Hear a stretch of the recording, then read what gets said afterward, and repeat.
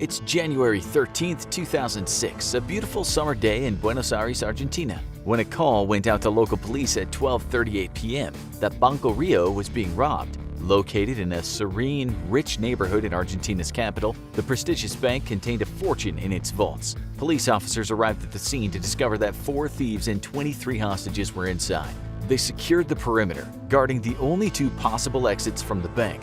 After communicating and negotiating with the robbers throughout most of the afternoon, the thieves suddenly went silent. At 7 p.m., police officers broke into Banco Rio and found a confounding scene. The hostages were alive and well. Almost 150 safety deposit boxes were forced open and emptied of their contents, and the robbers were gone. No sign of the thieves could be found. No windows were broken, and the exits had been watched by police the whole time.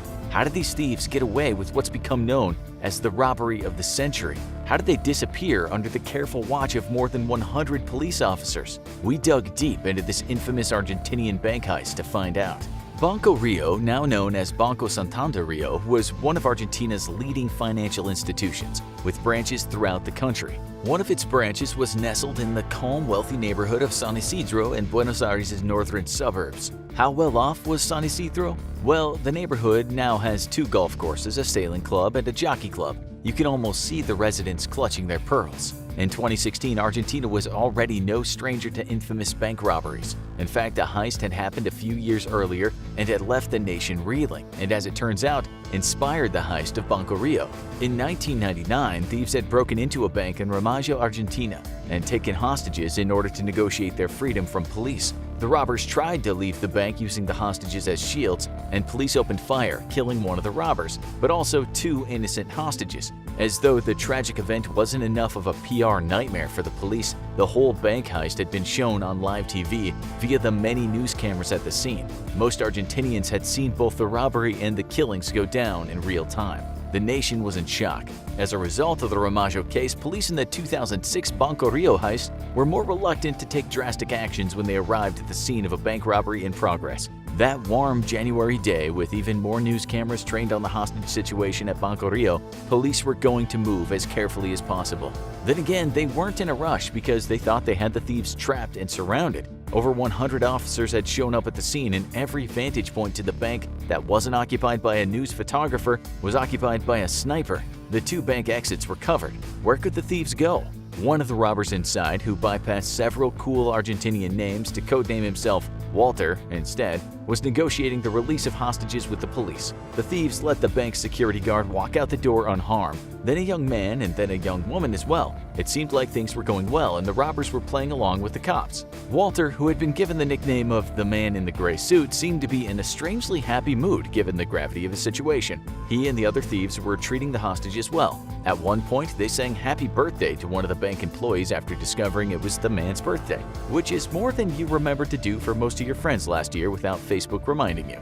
Later on, around 3:30 p.m., Walter called police to complain that the 23 remaining hostages were hungry and they'd like some pizza. After this call, the line went silent. What was happening inside Banco Rio?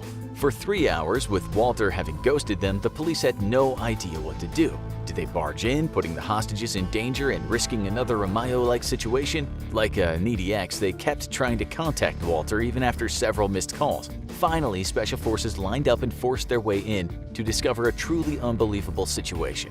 23 hostages were being held or had been locked into 3 separate floors: the lobby, the mezzanine, and the basement of the conference room. The thieves were nowhere to be found. Police even double-checked to see if they were hiding among the hostages, but could not find them. When they entered the basement, they realized what the thieves had really been after. Out of the 400 reinforced steel safe deposit boxes in the basement, 143 had been cracked open. Why didn't the thieves steal cash from the bank instead? Well, most Argentinians at the time were pretty distrustful of the country's banking system. During the 2001 economic crisis in Argentina, the banking system had collapsed, wiping out the fortunes of those who had most of their money in bank accounts. Viewing money held in bank accounts as suspiciously as most people view Bitcoin today, Argentinians instead decided they'd only use the banks for their safe deposit boxes, which couldn't be wiped out in the event of a crisis. In these safeguarded boxes, Argentinians piled in their cash, jewelry, and other valuable items that they could always reclaim in the event of an emergency. Given that San Isidro was an exceptionally rich neighborhood, the safe deposit boxes of this particular branch of Banco Rio contained an immense amount of wealth. After the officers found so many of the boxes forced open, they also found the only few pieces of evidence the thieves had left behind: a battery pack, a tool that the police assumed had been used to crack open the boxes, and a row of toy guns. That's right, the robbers had conducted this epic bank heist without even using real weapons. The last item police found was perhaps the most perplexing and obnoxious piece of evidence. The robbers, trying to make some sort of poetic statement,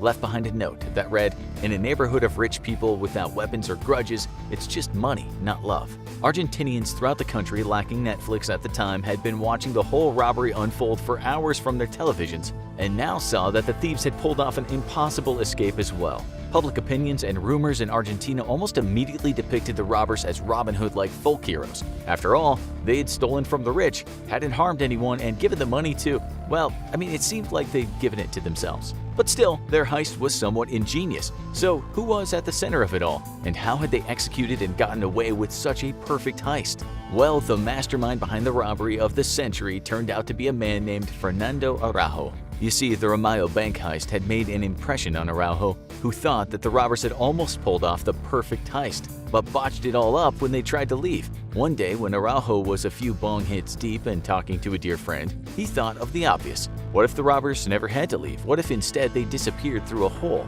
Araujo's friend, Sebastian Garcia Bolster, agreed that this sounded like a crazy yet perfect plan. However, he didn't pay his friend's theory much attention, as Bolster was neither a criminal or in any dire financial straits. Also, most people don't take grand stoned plans seriously. Araujo and Bolster had grown up together in an upper-middle-class neighborhood also located in the northern suburbs of Buenos Aires. And while Araujo sometimes dabbled in hobbies on the wrong side of the law, Bolster enjoyed a completely legal lifestyle. Bolster had a wife and a child and was mechanically inclined, repairing mostly small engines for money and tinkering around with inventions. Araujo, on the other hand, had a very impulsive and somewhat eccentric lifestyle, teaching martial arts occasionally to pay the bills while also cultivating marijuana for money. He was a free-spirited artist who was dealing with a recent breakup, as many free-spirited artists do, melodramatically. He decided he needed to remove the world from his personal space, so he blacked out the windows of his loft. According to others, Araujo ate relatively little and slept whenever the mood hit him.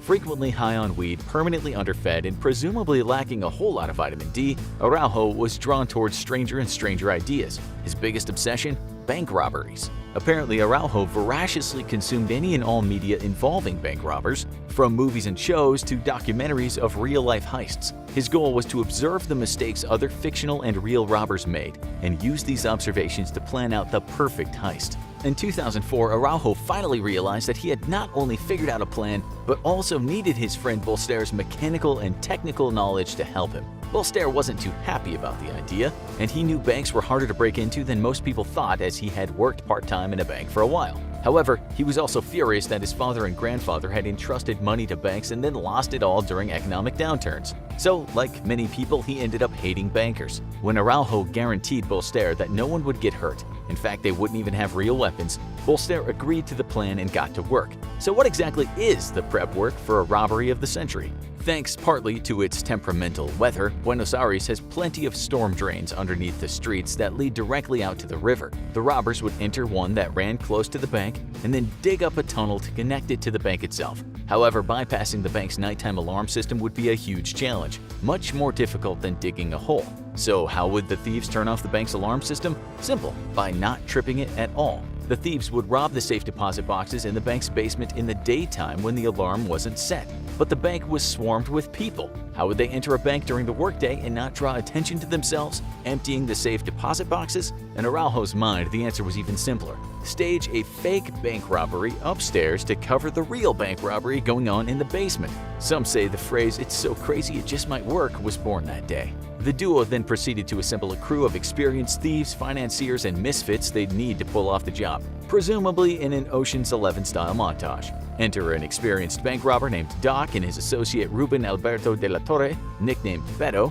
They were former members of an Argentinian group of armed bank robbers known unimaginatively as Super Banda. Another fixer and getaway driver were added to the crew. Araujo also found a financer and problem solver in retired rich Uruguayan thief Luis Mario Vitet Searas, who invested $100,000 into the operation. What did they need the money for?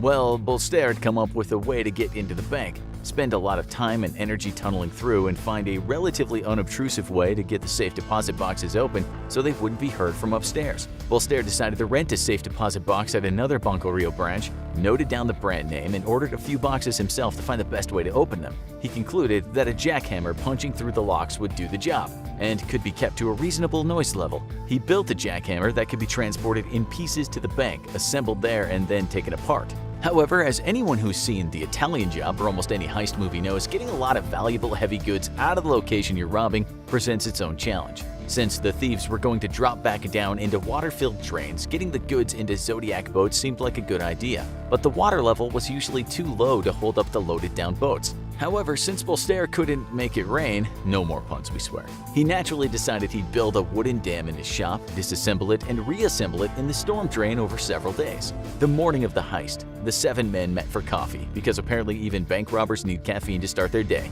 and then dispersed to start the heist of the century. Bolster headed to the storm drains to make his way toward the bank underground.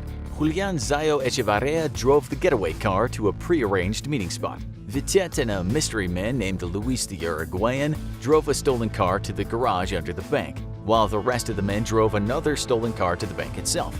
Beto and Doc headed in first, with Beto waving around a toy gun he had stolen from his 9-year-old son that morning. Shockingly, this worked, and everyone in the bank immediately dropped to the floor. Araujo left another stolen car outside the bank purposely to make it look like a getaway vehicle, so police would think they had found the robbers' escape plan. Araujo walked into the bank in a baseball cap, ski mask, long blonde wig, sunglasses, and how he managed to avoid weird looks on the sidewalk before entering is anyone's guess. Meanwhile, Bolster had reached the end of the tunnel he had dug and was just chilling in the dark underneath the bank. Doc went down, broke the basement wall separating the bank from Bolster's tunnel, and let Bolster in to help with the robbery, unbeknownst to anyone inside the bank.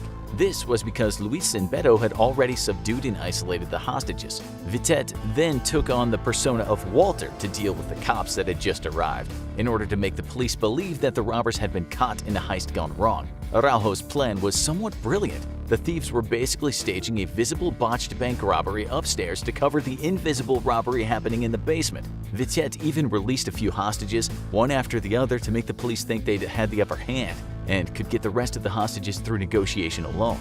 The whole crew had been told they had 2 hours to get in and out. Bolster assembled his jackhammer-like contraption in 20 minutes and spent another hour and a half opening safe deposit boxes. After Vitet got the signal from Araujo to come downstairs, he told the cops to order pizza and then went down in the basement, telling the hostages if they moved, they'd be killed. Beto and Vitet helped Bolster stuff the valuables into bags, while Araujo and Doc sprayed bleach to destroy any DNA and threw around fistfuls of hair from a barbershop floor to confuse the police even further, as you do in a bank heist. As the men exited through Bolster's tunnel, they cleaned up all the evidence of the broken wall and hid the hole behind a large, heavy cabinet. The men piled into the Zodiacs, and even though the motor malfunctioned, Araujo had brought paddles. The men paddled to the getaway van 10 blocks away, used a previously tested pulley system to haul the bags up from the storm drain, and drove off, all while police still thought they had bank robbers surrounded in Banco Rio. When the police officers eventually stormed the bank, the robbers were already home watching the report on live TV, finally eating their long-awaited pizza. Bolster, being one of the smartest of the group and figuring credit cards would be the most useless of the valuables as they could be canceled, scattered all the cards all over various streets far away from the gang's actual route out of the bank. This not only left no clear trail toward the robbers, it also created a lot of false leads for police, as every time a passerby would pick up a credit card and try to use it, the police would have to hunt them down and see if they were involved. Frustrated, tired, and with no viable leads, the police, like any Love is Blind contestant, realized they'd been publicly humiliated on TV. So wait, if the robbers got away with it, how do we know the names and stories of everyone involved in the crime? Well, as it usually happens in life, even the most carefully thought-out plan can be undone with one dumb, egocentric mistake. When Beto brought home the money, he bragged to his wife, Alicia, that he and his friends had robbed Banco Rio. Considering Beto had a habit of frequently cheating on Alicia, disclosing this information so readily probably wasn't the best idea. When some of the valuables went missing from the house, Beto and Alicia had a huge fight that led to the unraveling of the whole heist. Sure enough, 5 weeks later, Beto got pulled over by police while out driving with his mistress. Apparently, Alicia had told him the whole story of the heist and identified Beto, Araujo, Bolster, Vitet, and Zayo Echevarria as robbers as well, as she had seen them work on the getaway van in her garage. Alicia didn't point fingers toward Doc and the mysterious Uruguayan Luis, as she had never seen them in her house, and they presumably hadn't cheated on her. The men were all tried and sent to jail, though most have been released by now and are presumably still pissed at Beto for being unable to keep it in his pants. However, their daring heist lives on in infamy in Argentina. Do you think you could commit the perfect crime? If so, please let us know by revealing your identity and full plan in detail in the comment section below. Or better yet, if you'd like to stay out of jail, go discover another unbelievable story or check out this other video instead.